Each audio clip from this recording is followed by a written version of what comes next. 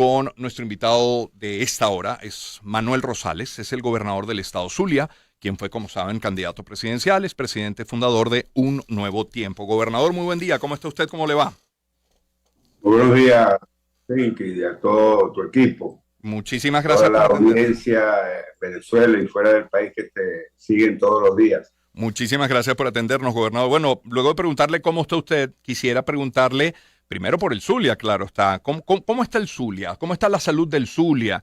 Y con salud me refiero a sí, el sistema de salud pública, pero cómo no también en materia educativa, de servicios, combustibles. ¿Cómo está Zulia, gobernador?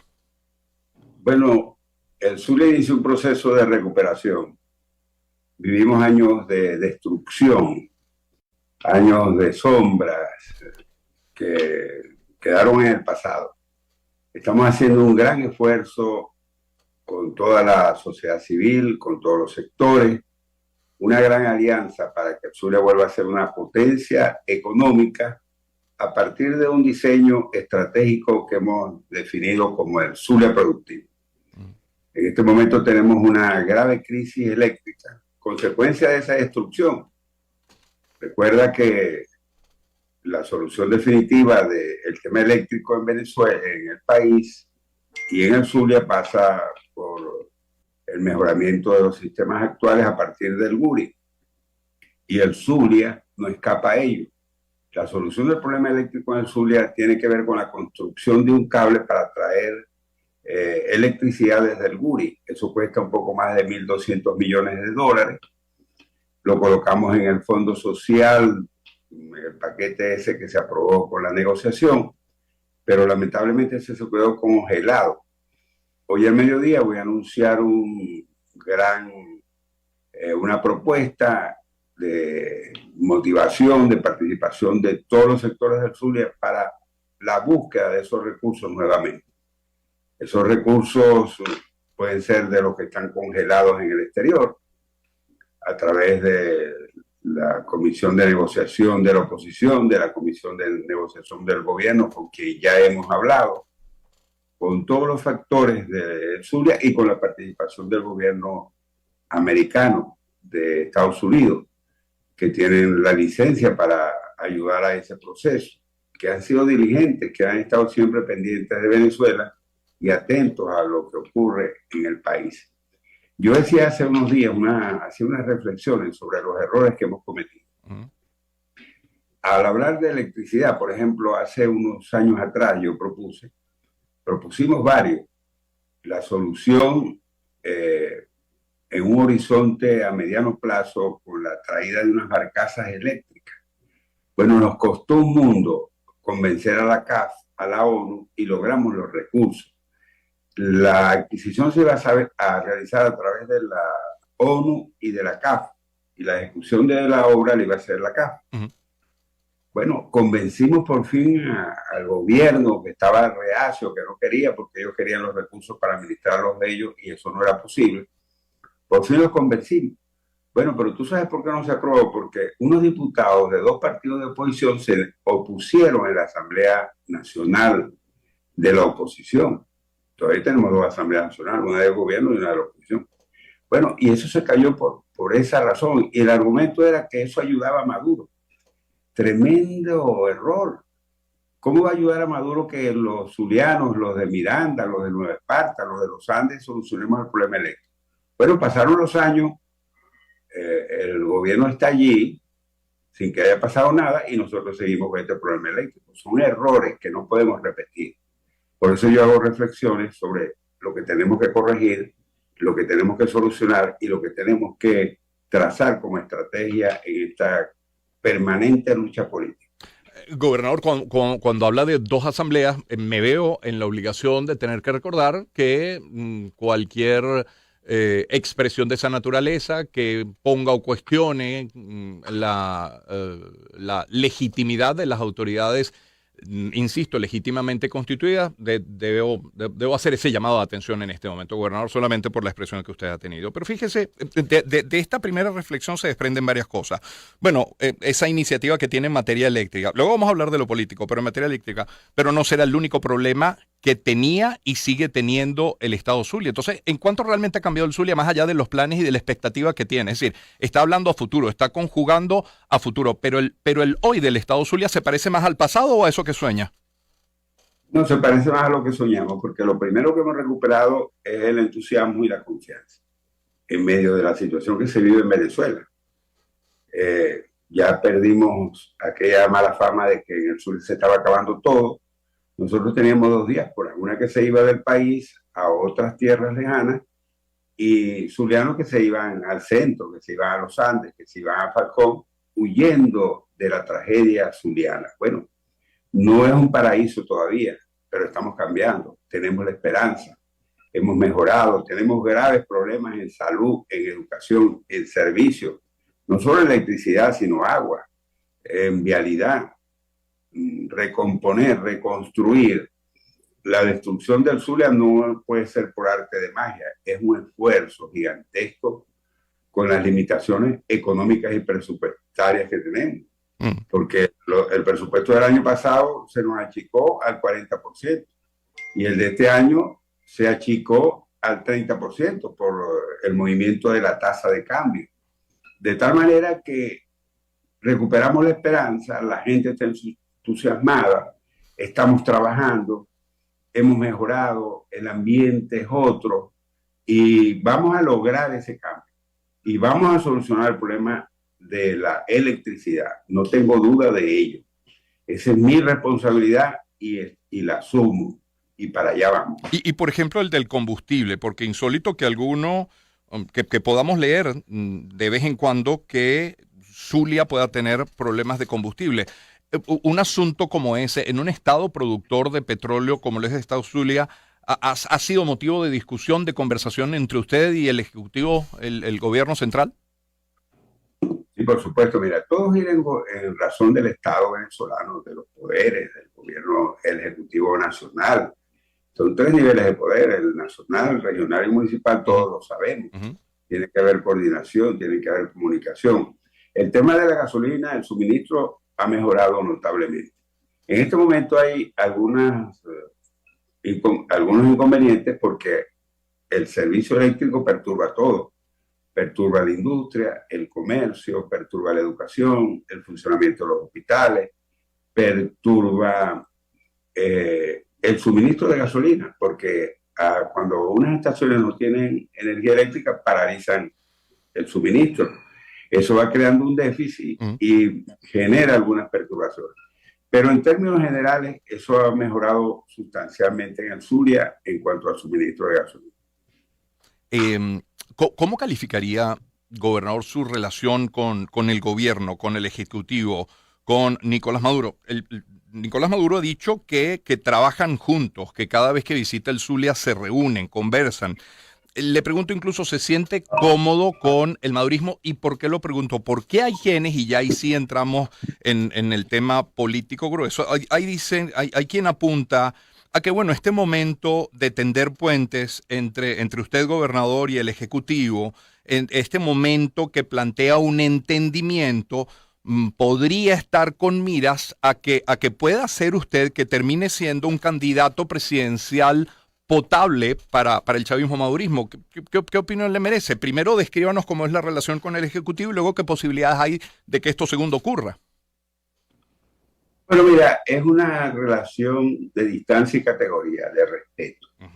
Yo tengo mis ideas bien claras, definidas, desde el primer día que llegó este sistema de gobierno al país, desde cuando Chávez.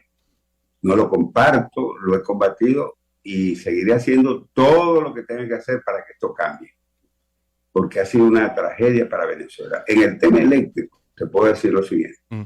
Aquí se robaron 20.000 millones de dólares que destinaron para el sistema eléctrico en el occidente. Una banda que dirigía Rafael Ramírez. Rafael Ramírez está en Francia, no sé dónde está, y desde allá pontifica. Y resulta que se robaron 20.000 millones de dólares. 20.000 millones de dólares. Se puede hacer una comparación literalmente hablando. Por ejemplo, 14.000 millones costó el nuevo canal de Panamá. 15.000 millones costó el plan Marshall para recuperar a Europa. Y aquí se robaron 20.000 millones de dólares. Entonces, ¿cómo puede estar uno de acuerdo con eso? Ahora, bueno, tenemos una realidad. los que ejercen el poder, el control del Ejecutivo de todos los poderes en Venezuela, están allí, lo representan, y yo tengo la obligación de comunicarme con ellos, de hablar con ellos. ¿Quién envía el situado al Zulia? El Ejecutivo Nacional. ¿Quién puede enviar un crédito adicional? El Ejecutivo Nacional. ¿Quién puede terminar cumpliendo con el mandato constitucional de entregarnos el aeropuerto, el puerto, las carreteras nacionales, el puente sobre el lago? Ellos que lo manejan, que lo tienen. Entonces, bueno, es una realidad. Yo no puedo llegar a la gobernación del Zulia, eso no fue mi mensaje, a decretar al Zulia zona de guerra, de conflicto, a pelear con el poder nacional y no solucionar los problemas. Lo político es lo político. Yo, cuando ejerzo mi gestión como gobernador, no puedo ejercer las funciones de político. Tengo que ejercer las funciones de mandatario regional. Yo soy el gobernador de todos los zulianos, con las diferencias que existen. Y eso es lo que yo hago. Por ahí me han llevado al paredón, porque fui a los actos del bicentenario de la batalla naval del Lago. Iba a dejar la silla del gobernador vacía allí. Iba a hacer dejación de mi cargo como gobernador. Voy a asumir una posición radical, malcriada, haciéndole daño al Zulia. No, eso no lo va a hacer yo nunca. Fíjate que por no haber asumido la gobernación del Zulia, ya un amigo, un compañero hace tiempo, llegó un señor acá que acabó con todo. El problema eléctrico fue que destruyeron ese cable, casi que tumban el puente sobre el lago. Todavía estamos viviendo esas consecuencias. Yo asumo mis responsabilidades como gobernador y tengo profundas diferencias con este gobierno y las mantengo y las digo. Pero eso es una cosa. No voy a confundir lo político con mi gestión como gobernador del estado. Y sobre lo segundo, la posibilidad de que de cara a las presidenciales 2024 usted sea esa figura de oposición potable para el Ejecutivo actual. Mira, yo haré todo lo que tenga que hacer para que esto cambie. Lo vengo diciendo. ¿De qué le sirve a Venezuela ser una potencia petrolera y de gas? ¿No descarta una candidatura presidencial 2024, gobernador? Mira, todos los venezolanos somos aspirantes a ser presidente. ¿Quién no quiere ser presidente? Yo no. Pero no, yo creo que en el fondo de tu corazón... No, le garantizo que no. No, le garantizo que no. Bueno, está bien. Te leo una sección, pero te respeto. Uno menos. Pero yo sí creo que de qué nos sirve, por ejemplo, te decía, tener todos esos gigantescos recursos de petróleo, de gas, y la gente aquí tiene salarios miserables. Los pensionados andan por ahí deambulando con unos ingresos que da vergüenza, de verdad. La diáspora, más de 7 millones de venezolanos están pasando apuros en el exterior, trabajando con 2 actividades al día, por ejemplo, de sol a sol. ¿Y de qué nos sirve eso si no buscamos un acuerdo político? Reflexiones que he venido haciendo. Por ejemplo, si las estrategias de la oposición hubieran sido buenas, no tuviéramos esta situación, ¿verdad? Pero seguimos en lo mismo. Entonces yo digo que si lo que hemos aplicado no ha funcionado, si el método de la abstención no funcionó, tenemos que cambiarlo. Si pensar que va a venir unos marinos y un ejército extranjero a salvar al país y no es así, y nunca va a venir, tenemos que cambiar esa idea. Si la propuesta y el anuncio de rebeliones militares y de la gente no ha funcionado, tenemos que cambiar eso. Y hemos dicho, he sido defensor de eso todo el tiempo, me he plegado a decisiones porque soy respetuoso de la unidad, que el único camino que tenemos es electoral, democrático, político, y por eso yo creo que la negociación en este momento tiene mucha vigencia, mucha fuerza, porque decir que vamos a desaparecer al presidente Maduro, a todo el chavismo o los del PSUV, y que los vamos a guindar en los postes de la luz, y que los vamos a perseguir y los vamos a poner presos, eso no es la solución. Aquí hay que llegar a un acuerdo. Pero usted ha escuchado eso, a alguien decir algo... Bueno, yo he escuchado decir que van a acabar con ellos, que los van a poner presos, que los van a mandar para no sé dónde. Bueno, ¿cómo tú llegas a un acuerdo? Con ellos hay que llegar a acuerdos mínimos para hacer unas elecciones con condiciones mínimas. Claro, con condiciones mínimas. me llama la atención que no descarta, tampoco es que ha anunciado oficialmente una candidatura presidencial, pero no descarta hacerlo para el año 2024. Si eso es así, ¿qué sentido tiene apoyar, por ejemplo, como ha apoyado ahora a Enrique Capriles para una primaria del 22 de octubre? Y abramos la puerta de la primaria también, pero ¿qué sentido tiene entonces apoyar a Capriles? Bueno, el hecho de que uno tenga una posición política en un momento dado, nosotros estamos apoyando a Enrique Capriles, estamos trabajando por las primarias, hay mucho entusiasmo, las estructuras partidistas del Zulia, hay expectativa, vamos con fuerza, con entusiasmo a esas primarias, pero yo di un paso importante porque dije, hay demasiados candidatos, la gente no le gusta esto, estamos quedando muy mal. Y si yo tengo que salir del ruedo, y lo hice, salir del ruedo. Ahora, el hecho de que yo haya dicho no voy a aspirar en este momento, no me voy a inscribir, no quiere decir que mis aspiraciones se marchitaron y murieron. Yo seguiré aspirando hasta el último suspiro de mi vida a ser presidente de la República, ¿por qué no? Eso es otra cosa. Pero yo sí creo que tenemos que, de verdad, para que este país cambie, olvidarnos de los potes de humo, de la propuesta fallida e ir a una propuesta seria que nos conduzca a un cambio. Son 23 años de esta tragedia que nos ha destruido. Si esto hubiese funcionado, 7 millones de venezolanos no se hubieran ido. Si la gente creyera que hay una posibilidad de un cambio, no se siguiera yendo del país. Se van todos los días en oleadas del país. Fíjate, tengo tres temas en paralelo y no quiero perder ninguno de los tres. Por una parte, de la primaria, quiero que hablemos de ello. Por otra parte, la posibilidad real de ese cambio. Pero ya que vuelve a mencionar, porque lo ha hecho 2 veces en esta conversación, es el gobernador Manuel Rosales quien nos acompaña, ha hablado de la diáspora, de la salida de venezolanos. Recientemente usted declaró, y le voy a citar, todos somos responsables de esta diáspora terrible. Cuando dice todos somos, ¿es quiénes? Yo no me siento responsable de la salida de venezolanos. Sí, bueno, porque toman frases. A ver, por eso vale la precisión. Yo no dije los venezolanos son las víctimas. El 99% de los venezolanos son víctimas. Los responsables somos los políticos. Ahora, Pero políticos tanto de gobierno como de oposición los ponen en igualdad de condiciones en esa responsabilidad. No. Yo hice una calificación muy clara. Dije, a ver, los responsables mayores de esta tragedia es Chávez y Maduro. El régimen o el gobierno, el modelo político que existe en Venezuela, que destruyó la industria, el comercio, el sector agropecuario, el Estado, la sociedad, lo destruyeron. Y nosotros tenemos alguna responsabilidad porque no hemos construido una estrategia clara para salir de esto. Eso fue lo que dije yo, clarito. Okay. Los primeros responsables. ¿Quién acabó con esto? Ahí te voy a hacer una aclaratoria con las sanciones. ¿Quién acabó con esto? Bueno, el modelo que tiene Venezuela. Acabaron con todo, con la industria petrolera, con la industria en general, con todo acabaron.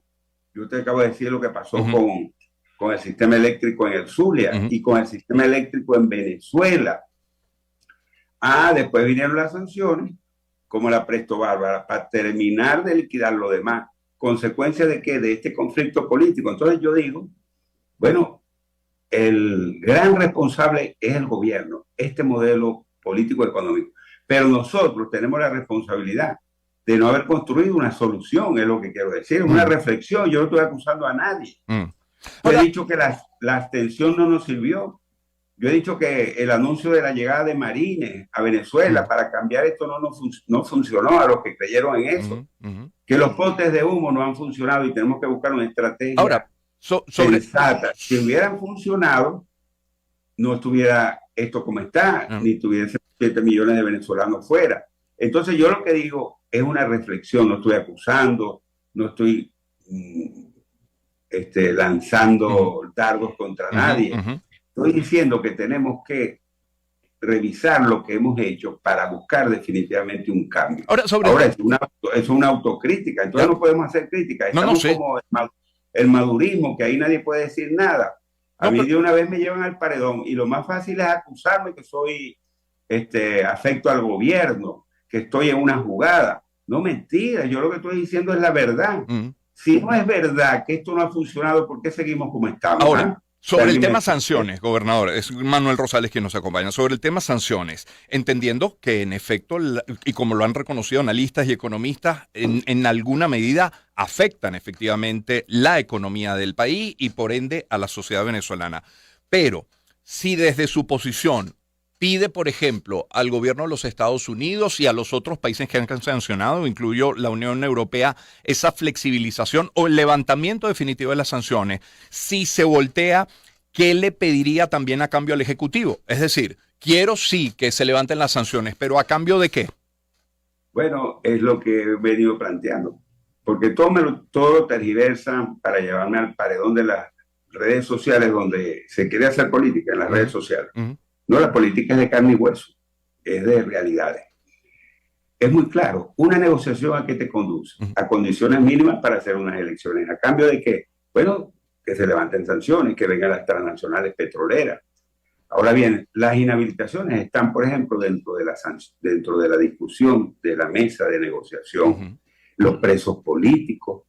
No es que solamente se hace o se toma una acción en beneficio que no es del gobierno. La verdad es que eso no es para ayudar al gobierno, pero bueno, es el mecanismo de presión que existe contra el gobierno. Bueno, ok, esa es la negociación. Ese es el camino que tenemos. Bueno, tomémoslo para buscar unas elecciones con condiciones mínimas, porque no estamos en Suiza, para que las elecciones sean como en Suiza o como en Francia, pero con condiciones mínimas. Y tenemos que ceder en algunas de las aspiraciones nuestras y buscar una solución a este país que da dolor de verdad. Yo lo vivo con la gente día a día. Una cosa es decirlo y otra cosa es vivirlo con la gente. Y me angustio que todo pueda marchar para no solucionarse nada y que todo siga igual y que no pase nada. Si no hay un acuerdo, ¿qué puede ocurrir aquí? Fíjate lo que voy a decir y lo voy a remarcar. Si no hay un acuerdo político donde se ceda y logremos llegar a encontrar unas elecciones con condiciones mínimas, algunas de las aspiraciones nuestras no se van a dar. Bueno, ¿qué va a pasar? Que el gobierno hará las elecciones como mejor le parece, arrebatará, nosotros estaremos divididos, unos con el candidato de la unidad que nosotros vamos a apoyar. Nuestro candidato es el de las primarias. El conde Guácharo saldrá por otro lado. Se lo dije en estos días a Juan Barreto, que vino a visitarme. Yo recibo aquí a todo el mundo. El sur es tierra de unidad. Le dije, ustedes por un lado, el señor Ecarri por otro lado, la tarjeta de AD secuestrada por el gobierno postulará a otro candidato. Allí sumamos y llegamos al 1.000.000 de votos.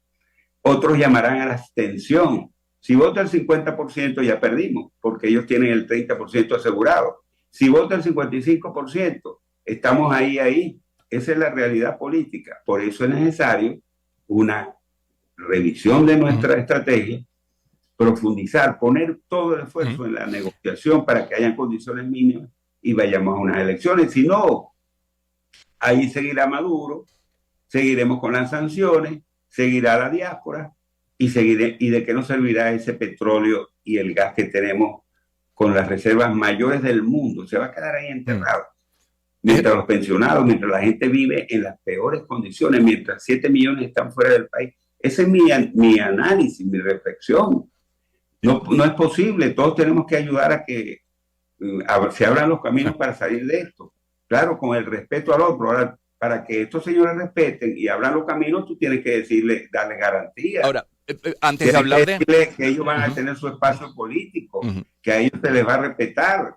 No que lo vamos a perseguir, lo vamos a guindar en los postes de la electricidad y le vamos a acabar su familia. No, tiene que iniciar su proceso de respeto en Venezuela, de altura, de política, para recuperar los espacios que perdimos. Ahora, el que es responsable de algún evento, bueno, ya esa es otra tarea.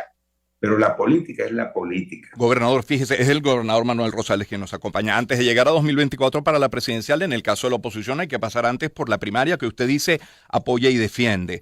Le pregunto desde su olfato político, desde el conocimiento que tiene porque se reúne con todos, porque se sienta con todos. ¿La primaria se va a dar el día 22? ¿La primaria se va a dar con el apoyo del CNE? ¿Habrá alguna sentencia del Tribunal Supremo de Justicia en medio, en el camino?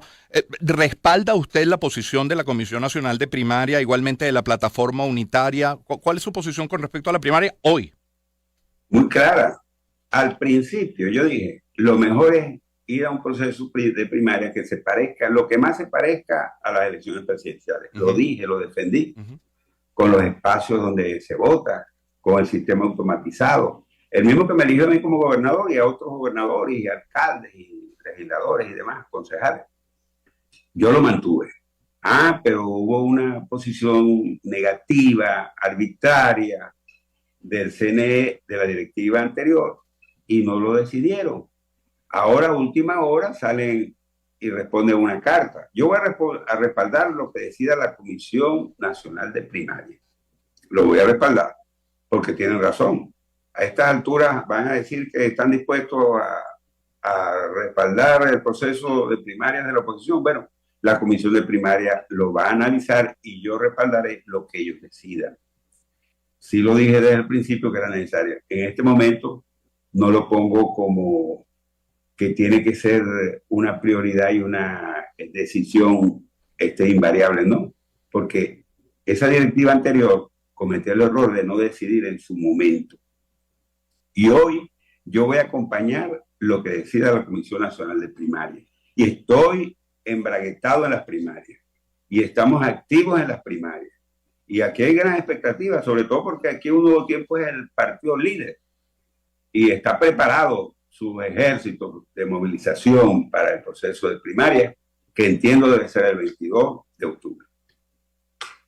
Gobernador, ya llegando al final, por razones de tiempo, 7:37 minutos de la mañana, ¿cree posible realmente un cambio? ¿Lo ve viable? ¿Cómo sería esa transición? Expertos indican, caramba, yo escucho a muchos candidatos sobre planes de educación y de salud y de qué hacer con nuestro petróleo, pero escucho poco de transición. ¿Cómo sería esa transición? ¿Cómo hablar de justicia sin que se interprete como revancha, como cacería de brujas que usted ha mencionado? ¿Ve a un gobierno como el actual sereno, dócil, aceptando una transición democrática como la que muchos imaginan? Pero si tú le das garantía a ellos de que pueden hacer política, de que a lo mejor dentro de 6 años, si los que lleguemos lo hacemos peor que ellos, tienen la posibilidad de volver. Si tú los tratas con respeto, si tú haces acuerdos y estableces mecanismos mínimos de negociación, eso es posible. Tenemos trabas, tenemos lo que llaman líneas rojas, por ejemplo, las inhabilitaciones. Yo repudio las inhabilitaciones, las rechazo. No deberían existir porque son inconstitucionales. No es justo que a alguien se le impida participar por una inhabilitación amañada. Yo fui víctima, estuve 10 años inhabilitado, así como estuve 6 años en el exilio y más de 1 año preso. Y eso no vale para muchos. Eso no tiene ningún valor. Lo que significa en el recorrido de una persona eso que estoy diciendo. Bueno, pero está bien. Pero si en la discusión, en las negociaciones, el tema de las inhabilitaciones no se pueden superar, nosotros no podemos caer en la trampa del gobierno, de darle una patada a la mesa, acabar con las negociaciones, o de llamar a la abstención. No, yo creo que esa es una trampa. Nosotros tendríamos, y lo digo con mucha serenidad y responsabilidad, y no estoy contra nadie, tendríamos que buscar un plan alterno con otros candidatos, como ocurrió en Chile, como ocurrió en Barinas, y buscar otra alternativa y de ahí en adelante trabajar y construir la unidad. La unidad, sin unidad, si nosotros vamos con el candidato de la primaria, porque yo voy a apoyar al candidato que quede electo en la primaria, si el conde del Guácharo va por otro lado, como se lo dije a Juan Barreto, si Carri se lanza por otro lado, si la tarjeta de Acción Democrática la manipulan, la utilizan y colocan otro candidato, bueno, estamos en problemas. Y si a alguien se le ocurre llamar a la abstención nuevamente, a la huelga de los políticos, bueno, ¿qué podrá pasar? Bueno, que que todo sigue igual. Es lo que me angustia. Entonces, frente a ese tema que es delicado, es ágil. Nosotros estamos apoyando a un candidato que está inhabilitado. Pero Enrique nos ha dicho, si yo soy electo candidato y ese tema no se logra solucionar, primero no voy a acabar la negociación por la inhabilitación mía, ¿no? Y segundo, no voy a convertirme en un problema y una tranca para el proceso electoral. No, buscamos una alternativa. Y yo le dije, en esas condiciones te apoyamos y lo estamos apoyando. Bueno, yo creo que los demás tenemos que pensar ¿Y esa igual. alternativa sería Yo usted, creo que gobernador? ¿Lo han no, hablado? yo no, ahí ¿No? hay varios candidatos que están compitiendo en las primarias. Ahí hay varios candidatos que están compitiendo en la primaria, que tienen credenciales, que están preparados, que son inteligentes, que están bien formados, porque no puede ser uno de ellos ¿No? el outsider o el candidato de consenso. ¿Por qué no? Yo no me niego a eso. Ahora bien, esos son los procesos que nosotros tenemos que manejar políticamente. Esto no es un problema emocional. Yo sé que la gente está indignada. Ahorita, el que hable peor de Nicolás Maduro, lo aplauden. Y ese es un respaldo emocional, pero esa es la solución. El que más diga cosas que va a hacer contra Nicolás Maduro y el gobierno, esa es la solución, no es la solución.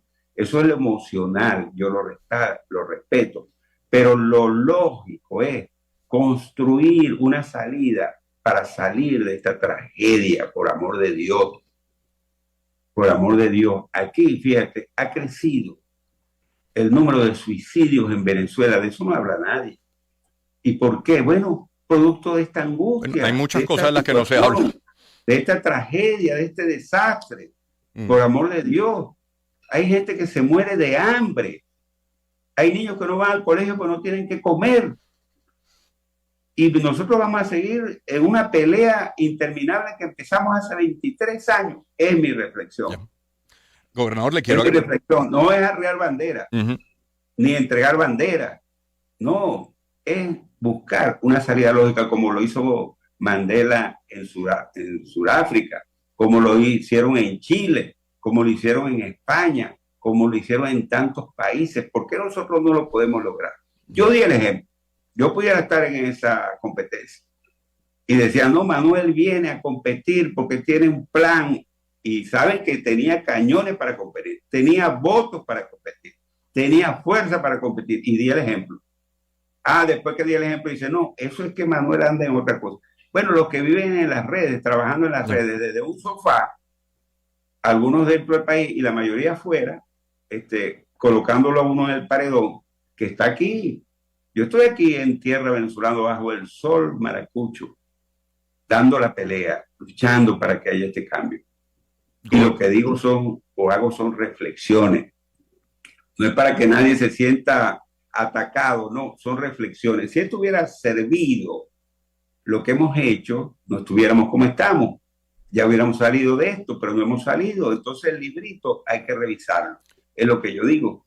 Y la única alternativa que tenemos es ir a fortalecer y concretar una negociación que nos permita ir a unas elecciones con condiciones mínimas, ir unidos para poder provocar el cambio y que se acaben las sanciones y que nosotros podamos tener un país de prosperidad que tiene las reservas más grandes de petróleo, de gas, de coltán, de oro, de bauxita. ¿Y de qué nos sirve? ¿Cuánto gana una persona? ¿Cuánto gana un pensionado? ¿Cómo vive nuestra gente fuera del país trabajando en 2 trabajos y más, de sol a sol, en las peores condiciones? El que está afuera sufre, el que está afuera está molesto y la gente está molesta. ¿O es que tú crees que, por ejemplo, de los 7 millones se inscribieron para participar en las primarias es un número que no nos satisfizo a nadie? ¿Por qué? Porque es un reclamo, es un mensaje. Son las reflexiones que yo hago. A mí me duele la gente que está afuera. Yo tengo hijos, tengo familia afuera, tengo amigos de los venezolanos que están afuera. Nos duele, como me duele el niño que no va al colegio o el pensionado que anda por ahí pasando hambre, o la gente que sufre, que pasa hambre. ¿Y hasta cuándo vamos a estar en este aspecto político? Es mi reflexión. Que me lleven al paredón de las redes todos los días, como no, pero no me voy a cansar de decirlo, porque es la verdad. Gobernador, por razones de tiempo le despido y le agradezco estos minutos que nos ha dedicado esta mañana. Bueno, mira, me gustaría que me volvieras a invitar porque quedaron otros temas en el tintero que son importantes. ¿Cómo no? Y uno de ellos del Zulia, el tema Yucpa, por ejemplo, que lo dejamos por fuera, el tema económico. Sí, reiteramos esta invitación y acordamos con, su agenda primero, producción después, cuándo podemos volver a conversar. ¿Le parece? Cómo no, con todo gusto. Bueno, mira, un gran abrazo. Muy amable. Felicito a ti y a tu equipo por este programa porque es abierto, es equilibrado, es justo y permiten hablar. Ojalá pudiera hacerlo un poco más. Que sea más abierto no depende de nosotros. Gracias, gobernador. 7:45 minutos de la mañana. Manuel Rosales es gobernador del estado Zulia. Fue candidato presidencial, es presidente fundador de Un Nuevo Tiempo. Mire,